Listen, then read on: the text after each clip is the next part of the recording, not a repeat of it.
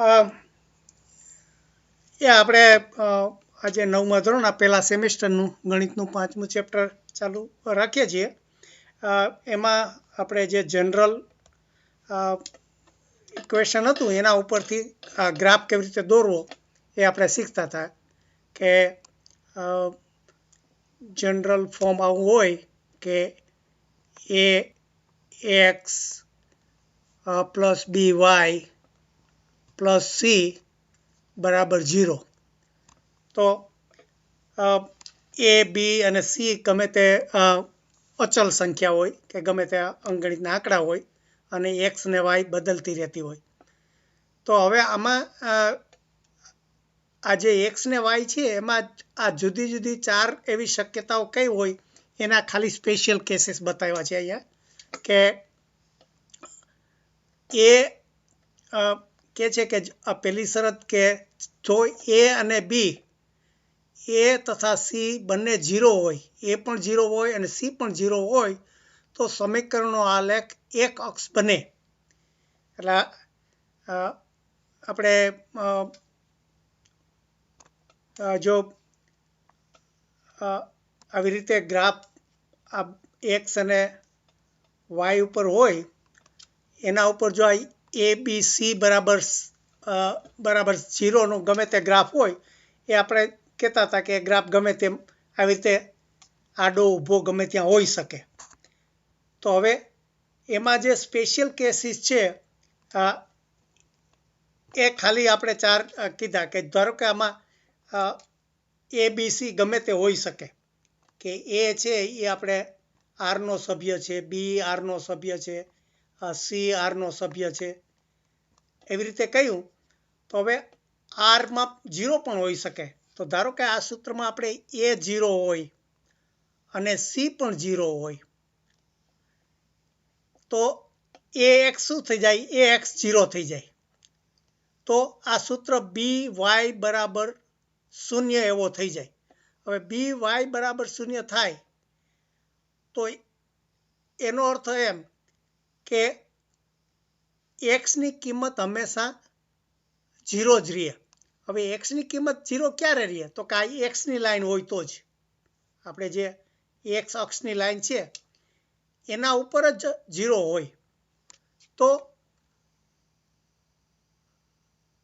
જો એ તથા સી 0 હોય તો સમીકરણ અક્ષ એક્સ અક્ષ બને. એટલે આના ઉપરના જે બધા બિંદુઓ છે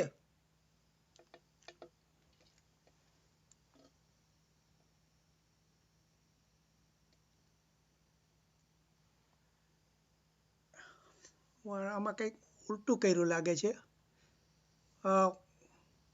એટલે કે સમીકરણ વાય બરાબર જો એ બરાબર 0 હોય તથા સી બરાબર 0 હોય તો સમીકરણનો આલેખ એક્સ બને. એટલે કે સમીકરણ વાય બરાબર 0 થાય.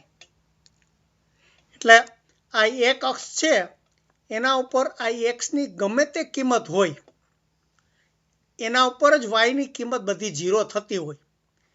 એટલા માટે જો આ એ અને સી 0 થતા હોય તો આપણે એમ કહી શકીએ કે આ જે આ એક્સની લાઈન અક્ષની લાઈન છે એનું સૂત્ર બની જાય.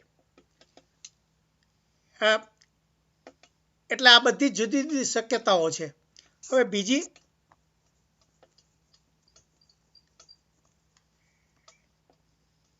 શક્યતા શું છે કે જો બી અને સી 0 હોય, આપણે આને આ સૂત્રમાં જોઈએ કે આ એ એક્સ અને આ બી 0 છે તો 0 વાય અને સી 0 છે તો શું થાય? એ એક્સ બરાબર 0 થાય. હવે એટલે એક્સ બરાબર 0 થાય. તો એક્સ બરાબર 0 થાય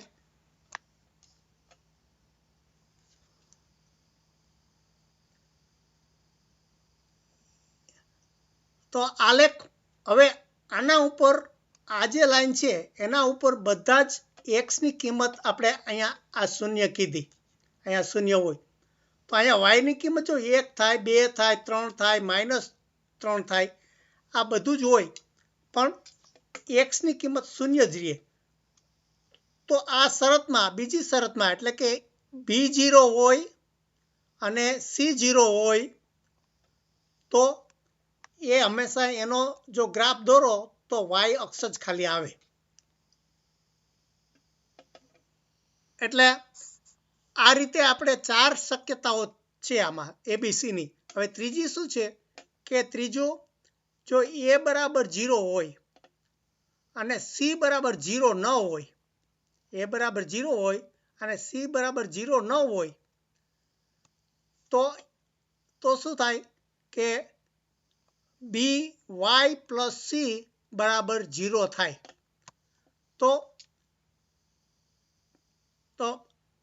તો by બરાબર -c આવી રીતે આપણે જો ફેરફાર કરીએ તો થાય. અને જો b ને પણ પેલી બાજુ લઈ જઈએ તો -c/b એટલે કે એ પણ એક કોન્સ્ટન્ટ ગમે તે એક બંને અચલ છે એટલે એનો જવાબ પણ અચલ જ થાય. એટલે કે કોઈ બીજો p આપણે ગમે તે ધારી શકીએ. તો સમીકરણનો આલેખ y અક્ષ લંબ રેખા બને.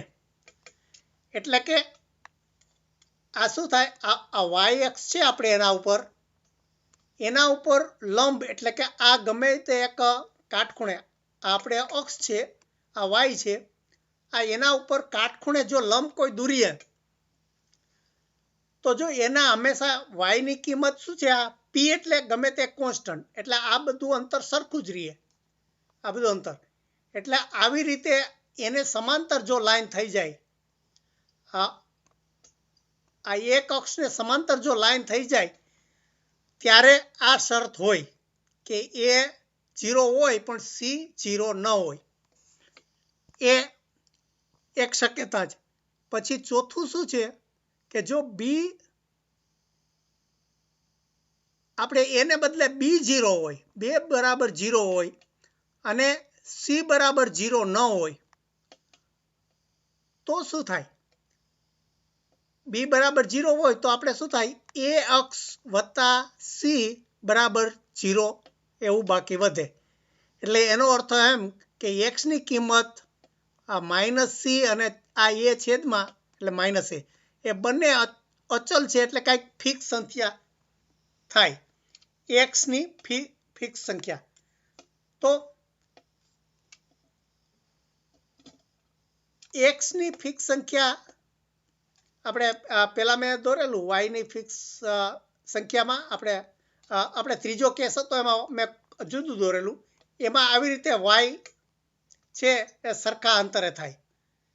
એટલે આ ત્રીજો કેસ હતો. ચોથા કેસમાં શું થાય કે આપણે આ x બરાબર k ની એટલે કે આ અંતર હંમેશા સરખું જ રહે તો આ અક્ષને સમાંતર લાઈન થાય. એટલે આવી રીતે આપણે a b c ની કિંમત કેવી છે એના ઉપરથી એ લાઈન છે એ કાં એક અક્ષ હોય કાં y અક્ષ હોય કાં y અક્ષને સમાંતર લાઈન હોય અથવા તો આ એક અક્ષને સમાંતર લાઈન હોય. એટલે આવી રીતે આ 4 સ્પેશિયલ કેસીસનો આપણે ઘણી વખત ઉપયોગ કરવાનો આવશે કે એના સહગુણક જો કોઈ 0 હોય અથવા તો બીજા અચલ નું કોમ્બિનેશન હોય તો શું થાય. એટલે આ એક ખાસ સમીકરણને મૂક્યા પછી એનું બધું સમજાવે છે. પણ આ બીજું સૌથી નવી વસ્તુ અહીંયા શું છે કે આપણે આ સમીકરણ પરથી ગ્રાફ દોરવો પણ એનાથી ઉલટી ક્રિયા જે છે એને થોડી સમજીએ. કે ધારો કે આપણને પોઈન્ટ આપ્યા હોય, ગ્રાફ આપ્યો હોય અને એના ઉપરથી સમીકરણ બનાવવું હોય તો શું કરવું?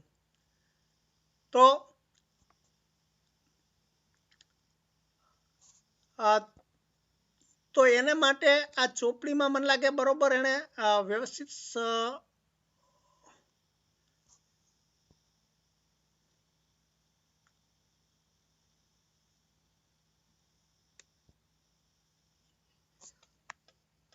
એક મિનિટ હું સ્ટોપ કરું છું એનું આવજો.